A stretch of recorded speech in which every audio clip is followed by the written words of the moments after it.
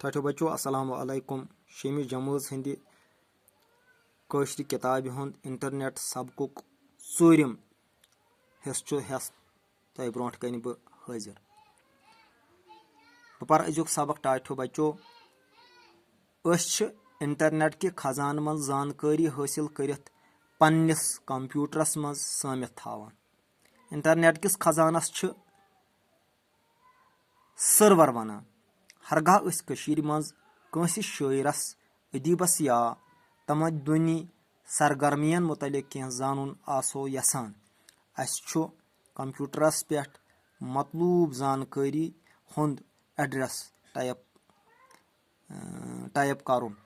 मसलन address www.amrez.organization तो यह हावे असी सारी जानकारी। यानी इंटरनेट छु सानी जिंदगी हुंद अहम हिस्सा। अम बगैर छे सान जिंदगी नामुकम्मल। बह कर तोह सबकस मुतलक सवाल कह यमो सवालों सत तुम सबक हेक्यू आसानी सान समझित।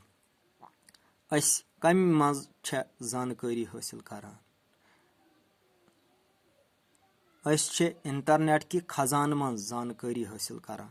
इंटरनेट किस खजानस क्या छ वनान? इंटरनेट किस खजानस छ सर्वर वनान। अस कित पठ छ इंटरनेट निश जानकारी हासिल करान?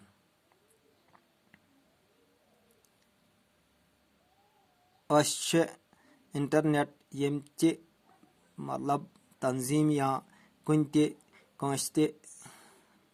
ते किताबी हज जानकारी हासिल करने खतर छ तमुक एड्रेस कंप्यूटरस में टाइप करित पत जानकारी हासिल करान। सानी जिंदगी हुंद अहम हिस्स क्या छु? सानी जिंदगी हुंद अहम हिस्स छु इंटरनेट, या इंटरनेट छु सानी जिंदगी हुंद अहम हिस्स। अजुक सबक वसलाम।